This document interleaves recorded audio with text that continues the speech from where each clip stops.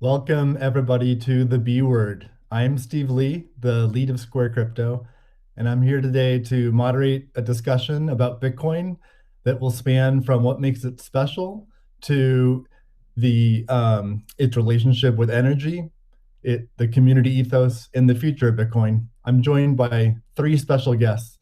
The first is Kathy Wood, founder, CEO, and CIO of ARK Invest. Next is Elon Musk, techno king of Tesla and chief engineer of SpaceX. And finally, Jack Dorsey, CEO of Square and CEO of Twitter. So we have a lot to talk about today. So let's get to the talk and get right to it. I'm going to start off by asking each of you a question, which is what's shaped and influenced your views on Bitcoin? And let's start with Kathy. Okay, Steve, thank you. Well, the first thing was our focus on disruptive innovation. So starting in 2011, Brett Winton, our director of research, who I know will be on the program later, he started talking about this thing called Bitcoin at the time. And it was a curiosity as we were doing our brainstorms in research. But as we learned more about this open source ecosystem, that might fulfill the role of the payment system that the internet neglected to build into the system, not expecting commerce. We thought, this might be something.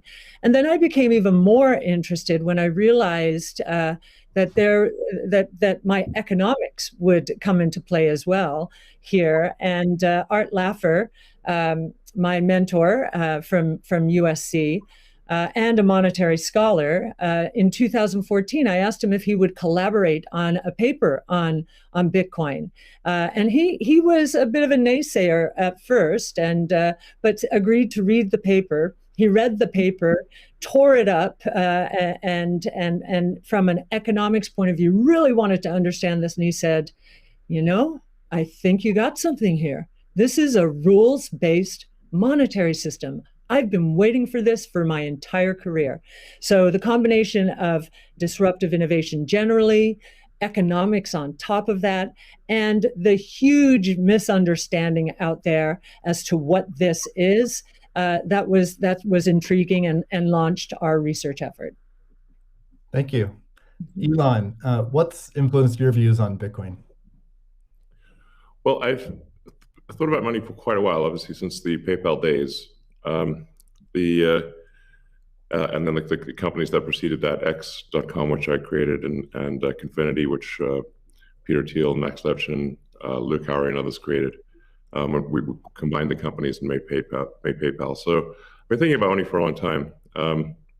And really, it's best to think of money as an information system, primarily an information system for labor allocation. For practical purposes, it exists in a series of heterogeneous databases, like very different databases in bank mainframes around the world. It moves quite slowly in reality. It seems to move fast sometimes, and it does with PayPal, which is real time. But the vast majority of the systems out there are batch processing. So the actual reconciliation may take 1 to 5 business days, sometimes longer. And you have the ACH system, which is ancient and still in operation, which allows transfers effectively like a check would be an ACH transfer, but it's not secure. And you've got the credit card systems, which are also not secure. It would be like handing your username and password to a stranger in a restaurant if you buy a meal. So there's definitely an opportunity for something that is better from an information theory standpoint. So and there you can think of it like data on a network. I think is the way to view it. What has the most throughput? What has the least error? What drops the fewest packets?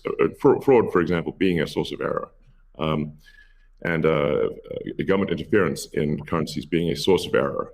But it's fundamentally an information system. So I think it makes sense to support something that improves the quality of information with which we conduct the economy. And Bitcoin is a candidate for that. It does, I think, some things Well, and it's obviously it's evolving, and there are additional things like Lightning being done on top of Bitcoin. But Bitcoin per se is mostly solving for scarcity, or rather solving for essentially having no throat to choke, decentralized. So there's no one who can be coerced in any way to empty their Bitcoin account. Well, I guess they could technically, but on an individual basis, but the system as a whole cannot. And it has an open ledger, which is also quite good. But transaction volume is low. Transaction cost is high, and usability for the average person is not yet very good. But it has a lot of potential. And I should say that, like, I'm not, and I apologize for taking a long time, but there certainly is a lot to say. In general, I'm a supporter of Bitcoin and the idea of cryptocurrency in general. But as I've said publicly, we do need to watch out for crypto taking, especially Bitcoin, using proof of work to maybe use energy that's maybe a bit too much and not necessarily good for the environment. So, but on balance, I support Bitcoin, and I'm not an investor. The only publicly traded stock I own is Tesla, and the only significant thing I own outside of Tesla is my SpaceX stock that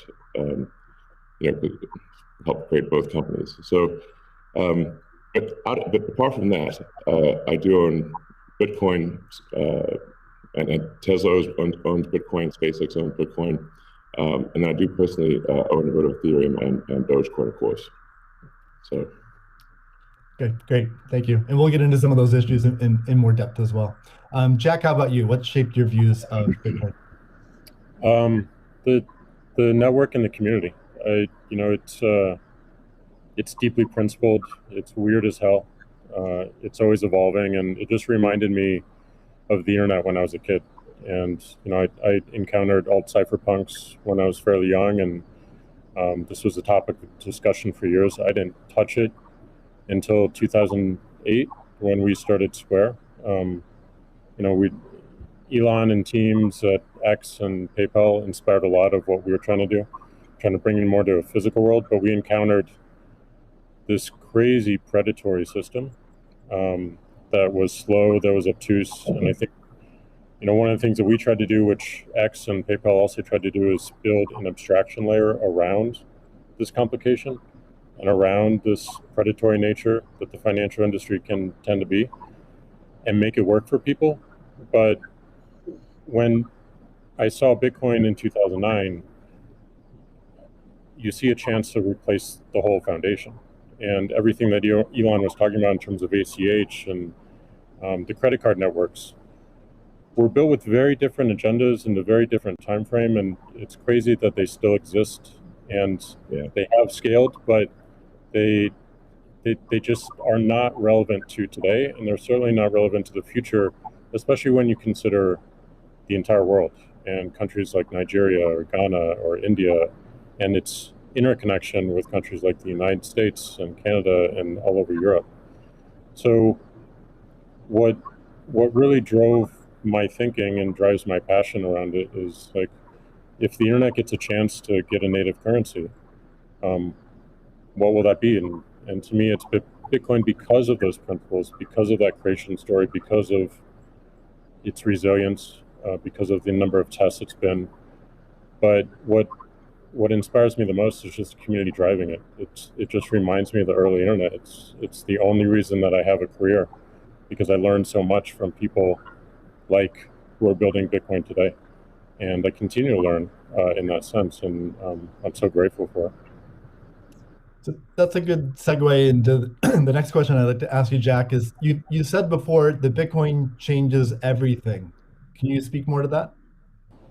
Well, I just think that a lot of what we experience in life, when you really get down to the foundation, a lot of our monetary policies, a lot of our monetary systems cause so much distraction and so much cost. And when you get to a system where you have the potential for people to truly own it, they can verify it themselves. You don't have to have trust going in. You don't have to trust it at all. You can verify it through source code or whatever your appetite is. And that any particular person can help drive the future of it. And at the same time, it's not controlled by any state. It's not controlled by any bank. It's not controlled by any corporation.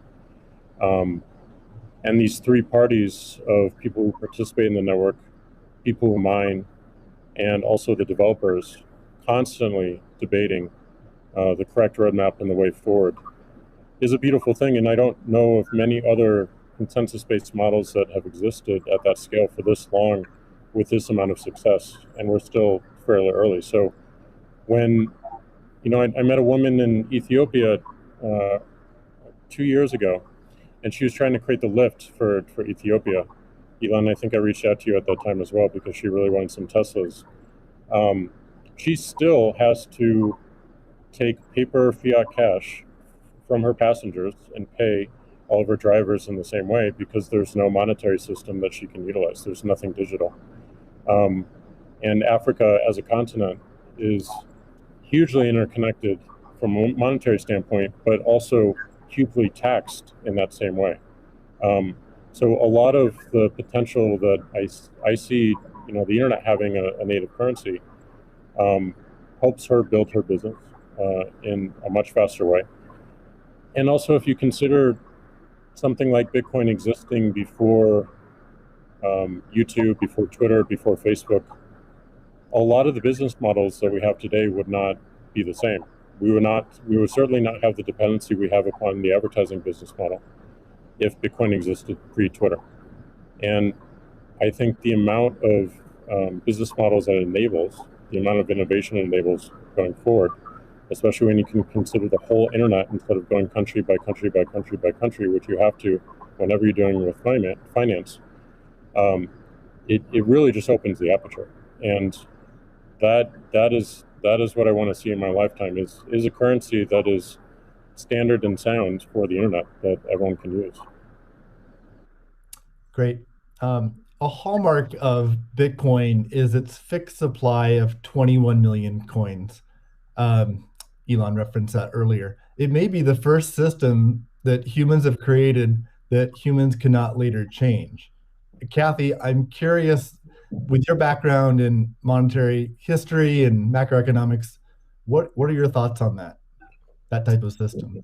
Oh, well, I'll recount the story about Art Laffer and our going through the paper, and he said, as I said, first rules-based monetary system, global ever.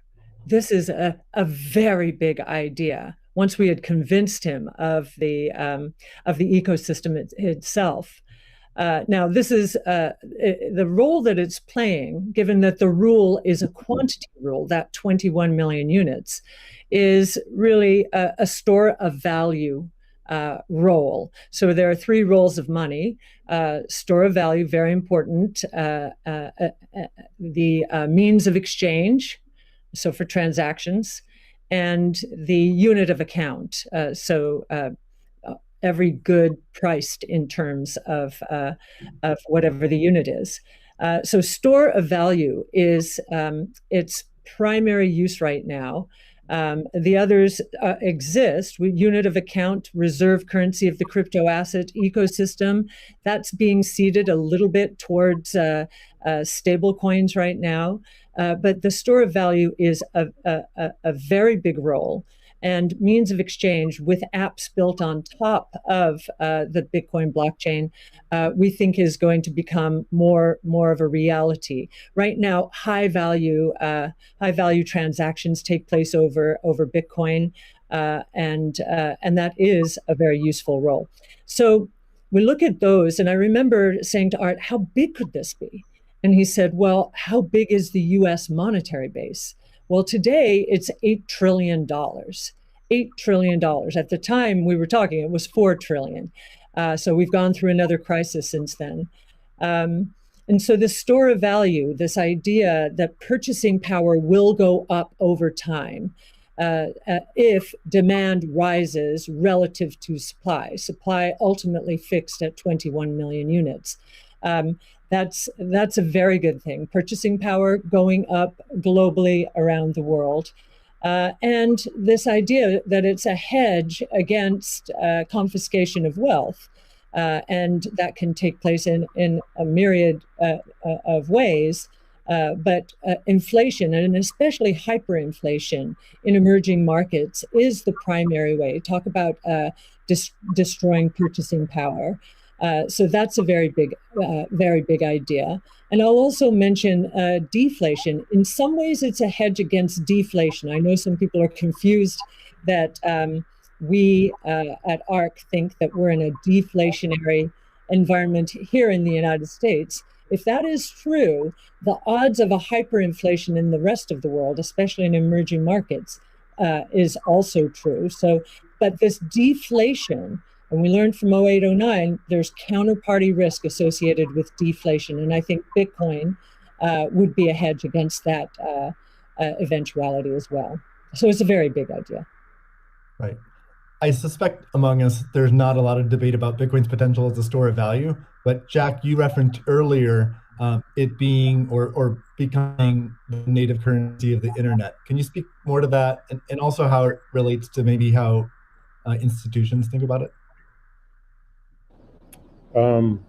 Yeah, I mean, like just simple example. If I happen to be in Ghana and my family's in Nigeria, currently I can take anywhere from and I need to send money back, anywhere from 10 to 30% off the top just to send that money back. Whereas if you just focus on the worldwide remittance problem, Bitcoin solves so many of those problems today instantly without having to go through any intermediaries or any slowness or complicated systems at a corporation or a state created. So I think having sound money that is separate from the state is the idea. Having it completely verifiable by everyone, including the state, including corporations, including individuals, including developers who want to build on top of it, is quite powerful, and that's what keeps it secure and strong. And I think that's we need more of that, which is why this one of the reasons why this conversation is so important is as entities come into the space, it's not just buying an asset and holding on to an asset and treating it as an investment. There's something special that created this, and something precious and something very unique, which has to be protected, and we need to do whatever we can to help that thrive as well. Elon, I'm curious your opinion on this. You mentioned earlier about Bitcoin's throughput, or the importance of throughput, maybe some concerns around Bitcoin. Can you speak? Do you think Bitcoin can become peer-to-peer cash? Well, Bitcoin does have a fundamental scarcity limit at the base layer that's designed in. That doesn't mean you can't have some layer 2 system in theory like Lightning. And I understand Lightning is doing well in some small countries. There's some question mark as to whether you need a money transmitter license. Just a debate as to whether that's needed, given that it is not open ledger. So that's a whole separate debate, of course. But Bitcoin by itself simply cannot scale to be the monetary system for the world at base layer. But with a second layer, this is possible depending upon how that second layer is implemented. That's part of why I think there may be some merit to something that may seem silly, like Ethereum, like Dogecoin. I think Ethereum also, the three things I own outside of SpaceX and Tesla, and also obviously there's Neuralink and Boring Company, but of any significance are Bitcoin by far, and then some Ethereum and some Doge. So if the price of Bitcoin goes down, I lose money. I'm not sort of I might pump, but I don't dump. it's not a case of I definitely do not believe in in getting the price high and selling or anything like that. And I would like to see Bitcoin succeed. I think there's some merit to this is not a slam on Bitcoin. There's some merit to considering something that has higher max transaction rates and lower transaction cost, and kind of seeing how far you could take a single layer network where the exchanges act as a de facto second layer. I think you can probably take that further than people realize, and as bandwidth increases over time, latency decreases. SpaceX's Starlink is actually playing a role in this, and I think long term people will probably have access to worldwide access to gigabit level connectivity at low latency, and so at low cost. And so then your base layer could do a lot of transactions if you take that into account. So yeah, but like I said, Bitcoin with a layer 2 system, so they could scale to do a vast number of transactions. Same goes for Ethereum. Question about the scaling at the layer 1. The concern from the past 5 years of debate in the Bitcoin community is that would sacrifice too much decentralization and hurt the censorship-resistant properties of Bitcoin. I'm curious if what are your thoughts on that? Are you sensitive to that? And are you concerned about losing some of the special properties of Bitcoin or another cryptocurrency by scaling at layer 1? Yeah, I mean, these things it's helpful to use the physics tools of thinking and say, scale up, scale down, and see if it still makes sense. So if scaling up the transaction block doesn't make sense, why don't you scale it down? And have it be, so that somebody, with a laptop from 2008 can still run a Bitcoin node. Why not slow it down? Oh, you want to slow it down? Well, maybe you're at the wrong number then. there's actually there's members in the community that do want to slow it down, but I understand you. It's silly. The reality is the average person is not going to run a Bitcoin node. So this is and Bitcoin. It was a lot of clever ideas, but these parameters were set. I don't know in 2008 or something, maybe 2009.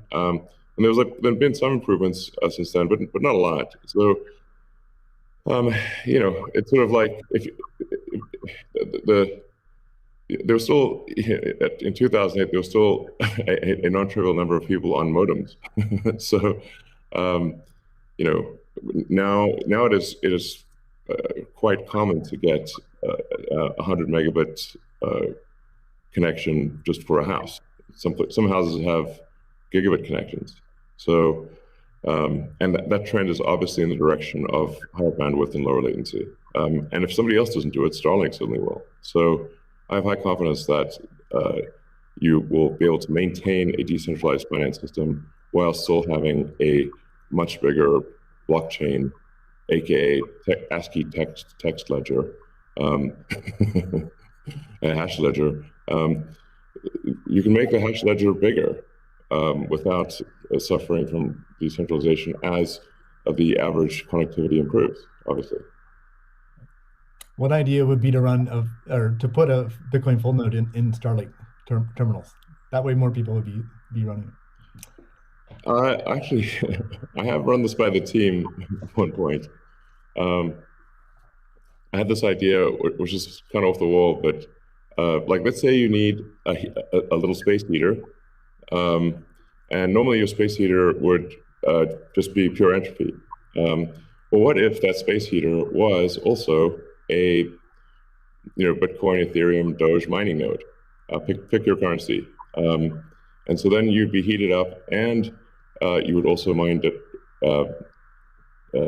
your crypto and have connectivity in one. I love that idea. Yeah, I mean, better than running a space heater. Absolutely. Are there any other so you're drawn to Dogecoin a little bit. Are there any other gaps in Bitcoin that you see that cause you to be drawn towards Dogecoin? Oh, I think, I mean, I think there's a, Doge has, the Doge community, I think, is somewhat irreverent, obviously, and has great memes and loves dogs, and I love dogs and memes, and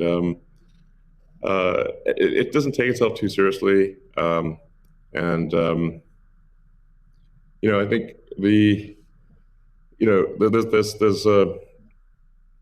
there's Occam's razor, which is the simplest answer is the most likely. It's a summary of Occam's razor. The simplest answer is the most likely one. Then there's a friend of mine came up with a variant on that the most ironic outcome is the most likely one. And then I have a variant on that, which is the most entertaining outcome is the most likely one. So if that is true, then the most ironic and entertaining outcome would be that the cryptocurrency that was started as a joke to make fun of cryptocurrencies ends up being the leading cryptocurrency. That would be the most ironic outcome. Jack, what are your thoughts on that? Is Bitcoin resilient enough to overcome that? I think it's resilient, but also I think like you find, I mean, that's what attracts me to Bitcoin in the first place is the irreverence. A lot of that just brings it forward, and at first go it makes it a little bit inaccessible, but as people get into it, it makes it more accessible and more spreadable. And I absolutely think the resilience is there. I think it's important to have fun as well. And anyway folks can express themselves. I think that goes back to the main idea of like how do we create a native currency for the internet? Anything that goes towards that path, like that's whatever wackiness or fun we can have along the way. That's going to make it a lot more enjoyable, and it's going to make a lot more people want to use it. I'd also point out there's nothing stopping someone from creating a Bitcoin wallet that's like fun and has memes, has dogs. That's possible as well. Great. Let's move on. Right now at this point. Let's move on to the next topic, which is Bitcoin and energy. It's a really hot topic that lots of people are talking about. Let's start with Elon. You've been vocal on this. You've said that. I mean, you said many things about it. You've also said that Tesla will resume payments in Bitcoin payments if the renewable energy is approximately 50% and sort of looks like it's on a positive future trend. What do you think the state of things are with respect to that? Yeah, so I do think that there appears to be a positive trend in the energy usage of Bitcoin. Actually, part of this is due to the drop in Bitcoin price. What I observed, or what I thought I was seeing, there may be some disagreements on this, but from when Tesla announced that it had acquired Bitcoin and was doing Bitcoin transactions, there was a massive run-up in the Bitcoin price, and also a massive increase in the amount of energy used to mine Bitcoin. And I think I understand renewable energy quite a bit. I mean, Tesla does solar and interacts with a lot of wind generation through our mega pack, because basically need to store energy from wind and from solar. So we're pretty plugged into the renewable energy industry. And there was just no way that you could basically double or triple the amount of energy in such a short period of time with renewables. You could shovel coal that fast. And so I was like, look, this is too sketchy. Tesla's mission is accelerating the advent of sustainable energy. We can't be the company that does that and also not do appropriate diligence on the energy usage of Bitcoin. So all I did was I said, look, we're going to suspend Bitcoin transactions for now. We're not selling any Bitcoin, nor am I selling anything personally, nor is SpaceX selling any Bitcoin. Again, I want to emphasize SpaceX, Tesla, and I own Bitcoin. I also own a little bit of Ethereum and Doge, but the companies just own Bitcoin, and the Bitcoin that I own is worth much more than the Ethereum or Doge. So clearly, if I'm these actions negatively affect me financially. If I was purely financially motivated, then I would not express this reticence about Bitcoin energy usage. Now, it looks like Bitcoin is shifting a lot more towards renewables, and a bunch of the heavy-duty coal plants that were being used, unequivocally being used, this is not a question mark, have been shut down, especially in China. So I think it's probably, we want to do a little bit more diligence to confirm could confirm that the percentage of renewable energy usage is most likely sort of at or above 50%, and that there is a trend towards increasing that number. And if so, then Tesla will resume Bitcoin, accepting Bitcoin. So I think we want to just do a little bit more diligence, and I think, but most likely the answer is that Tesla would resume accepting Bitcoin, most likely. That's Steve, great to hear. I would Steve, agree with that. Kathy? Yeah, may I ask a question?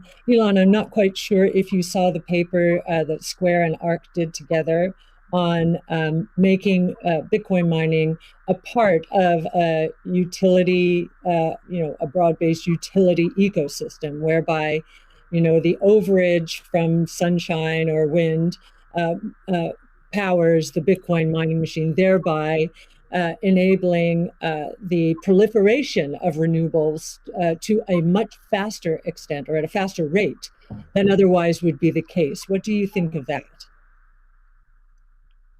Well, the problem is that in order to operate so-called mining or hashing rigs, in order to operate a bunch of hashing rigs, effectively, you have to run them 24/7, which means you need base load. You can do that with solar and wind plus battery, but if you only did it based on solar wind overage, your hashing rig utilization would be much less. So you'd be at a disadvantage. Sure, hydro or geothermal are great as renewable means. I'm also pro-nuclear. I think modern nuclear power plants are safe, contrary to what people may think. I really think it's possible to make very, very extremely safe nuclear. I'm talking about fission. You don't need fusion. And then, of course, fusion. You just got that big fusion reactor in the sky called the sun. It comes up every day. But I think a combination of solar and wind plus stationary storage will get you that base load, so you can run hashing 24/7. Okay, Jack, I'm curious. You've stated that Bitcoin incentivizes renewable energy. That's what we're talking about now. Do you have any additional thoughts on that? Yeah, I mean, everything that Elon said and Kathy mentioned, but it's also incentivizing a lot of innovation in just energy space, and just like looking at unused energy. There's a company called Great American Mining that caps the methane flares on oil fields to power their rigs. And you just imagine, and you mentioned nuclear, Elon, as well, and just imagine all the unused energy that is just being wasted every single day. And being able to get that energy and converting it into a secure, sound money system for the planet feels like a worthy trade-off. And that's the sort of incentive that I think is most powerful, is like, how do we reuse what is being currently just dumped on the ground and wasted and not considered, and how do we do that at scale? And I think that's a bigger conversation that I think is missing. But I agree with everything that Elon has said, and also the paper we put forth.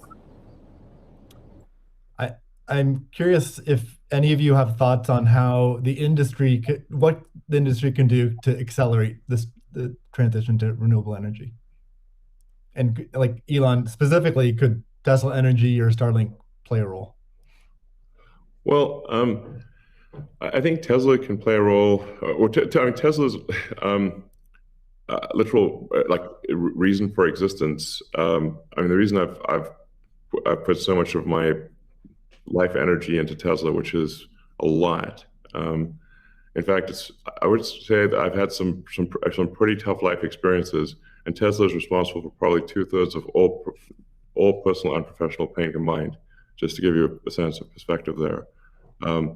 So this is a hella hard situation.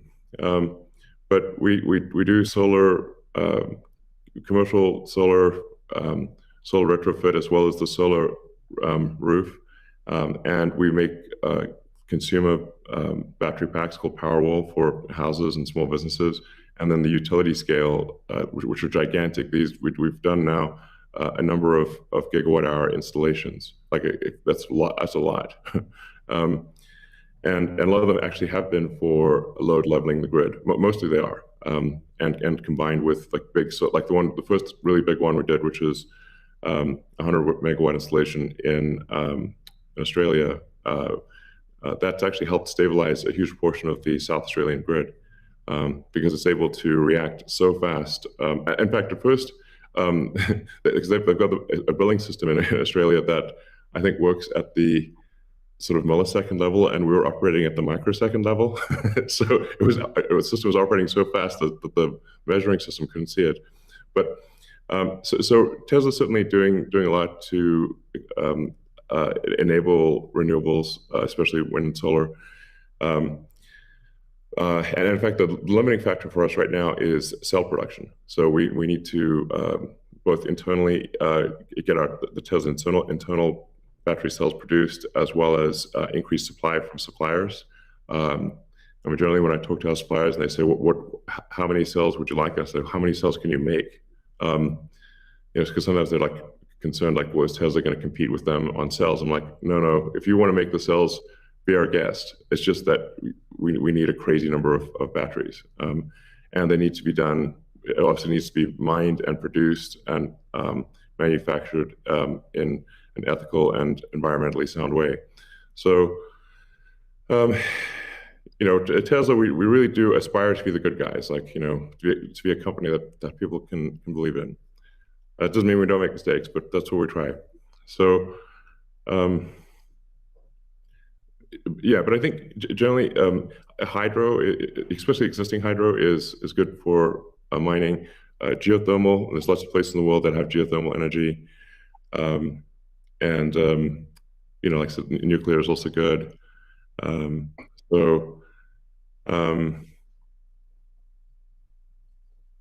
think just I'm like as I said earlier, the expectation is not like that the energy production must be pure as the driven snow, but it must it can't be using it also cannot be using the world's dirtiest coal, which it was for a moment there.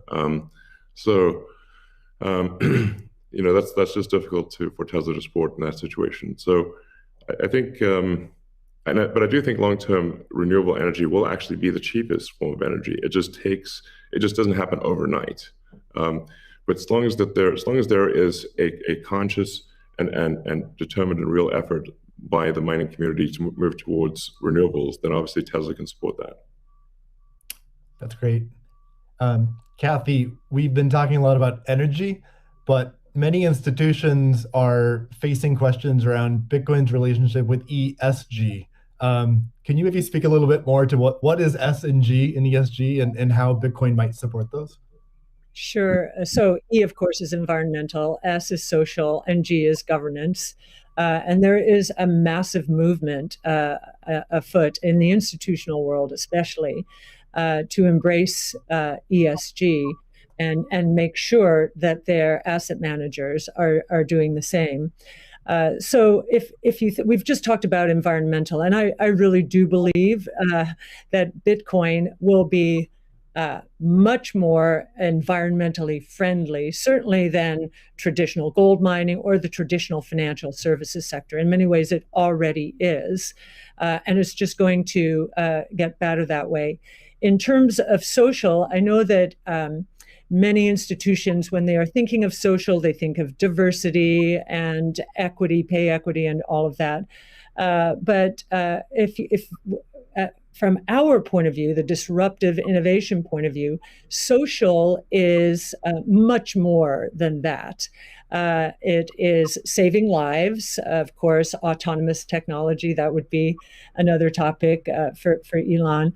But in this case, allowing access to payment technology, as Jack is saying, everywhere around the world without friction.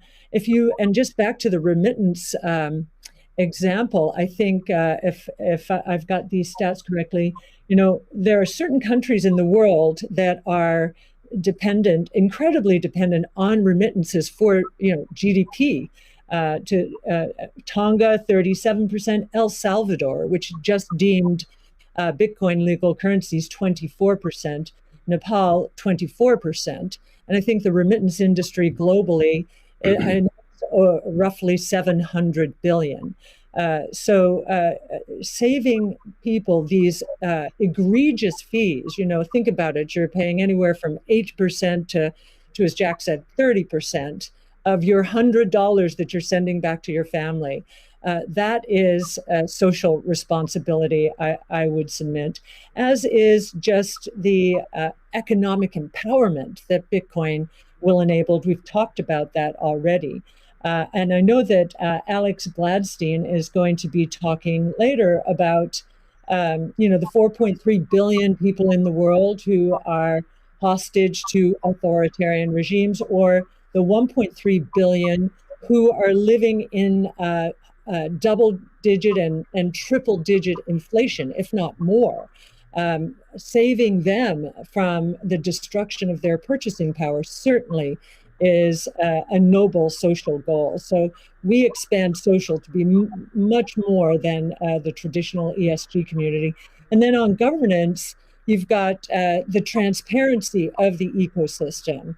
It's completely transparent, unlike the opaqueness of financial systems and the toll takers in the traditional financial world. And I think a huge part of governance in the Bitcoin ecosystem are the Bitcoin core developers. Now, before I met them, and I've had the pleasure and the honor of meeting many of them, that was a part of this ecosystem I didn't understand. But actually getting to sit down and talk to them, if I have a learning curve need, it certainly is on the technology side. But in terms of talking to them about economics, economic theory, failed monetary regimes historically, they know economic history, many of them, better than anyone I've ever met. So that gives me a great degree of confidence that they do believe they are on a noble mission. They could be paid a lot more than they're being paid right now if they worked at Google or Facebook or some of these other areas, but they've chosen, this sense of purpose for a noble goal, and they have incredibly strong technology backgrounds, as well as a good understanding of economic history, especially monetary history, and it gives me a great deal of comfort as I think about the governance of the ecosystem. Much more so than I think we would find in other financial ecosystems. And just to give you an example of that, I think 2 years, we were talking about, there's a big debate about reorganizations, I know, in the Ethereum network right now. Well, we saw the core Bitcoin developers and others at work back in 2019 when Binance tried to reorganize in order to reclaim 7,000 Bitcoin that were hacked. And they just wouldn't allow it. So we've already had some very good tests of the Bitcoin ecosystem, including developers. So that would be my answer. Thank you. And it's a great transition to the next topic area, which is Bitcoin ethos. And what is Bitcoin ethos? I mean, Bitcoin was born as open source and it's very transparent. There's also a staunch defense from the community around decentralization and a lot of the core principles of Bitcoin. So let's talk a little bit about that and what makes it special. Jack, Square has done a lot to support open source Bitcoin. Can you tell us a little bit about what Square has done and what advice you'd have for other institutions looking to follow in its footsteps? Yeah, I mean, I was very skeptical of corporations when I was a kid, and I'm still skeptical of corporations today. And as we've used corporations to be, they've been great vessels for what we need to do and the ideas that we need to bring to the world. But Bitcoin is not that. And when we were considering Bitcoin and how Square intersected, I was really concerned with how we don't disrupt the community in a negative way, how we promote what is amazing about it, and how we help it grow in that way, in the way that it wants to. So we created Your Team, Steve, which is Square Crypto, which is hiring open source developers to work on whatever they want and whatever they think is most important to help Bitcoin. We created an organization called Copo, which we gave up all of our crypto patents so that the community can use them in defense against trolls and some crazy characters we won't name. And we continue to find ways that, following that Bitcoin path, we're going to create a hardware wallet. We're probably going to do a lot more in hardware. Everything that we do in the space is going to be completely open source, from the hardware design to the software, taking in the community's push. And we're building a developer platform as well, in the same open development, open source, and completely transparent. So I think as institutions or companies like ours consider getting in the space, I think contribution back to the community is important. Tesla did this with accepting payments for Tesla and finding security holes and improving the stack. And as I said before, we can't just see this as an asset that we own and an investment vehicle. This is something that has the potential to change everything and make the lives of everyone on this planet better in some small, maybe marginal way, but those margins will be meaningful as they compound over time. Great. Elon, you've tweeted before that any wallet that doesn't give the user their private key should be avoided at all costs. Can you tell us more about why is that important, and how does what's its relationship with decentralization?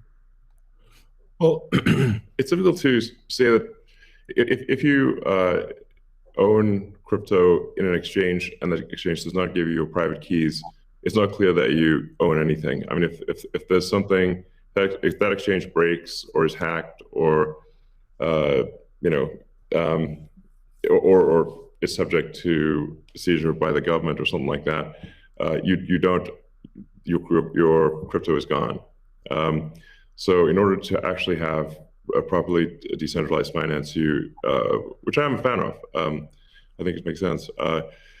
Then you have to own your private keys, and you should be the only one who has your private keys. So if you're the only one who has the private keys, then you own it. If someone else has your private keys, effectively they own it too, and the security of your crypto is then dependent upon them or any entity that can affect them. So I think what Jack's doing sounds like a good idea to have a hardware wallet that's the only thing that contains your private keys. Like that's like in terms of sort of empowering the people, which I very much believe in. Then I think you want to have people have their own wallets and be the only ones that have the private keys to that wallet, so-called wallet, the other side of the crypto. Right. I agree, and I think we'll see an emergence too of new solutions that use multi-sig, like with a 2 or 3 keys, where the user has 2 keys, and then you get assisted custody by having an institution hold a 3rd key. Can be a good solution as well. Yeah. Well, you can just put your private key in something that has dual access or voting access as an application on an existing network. Right.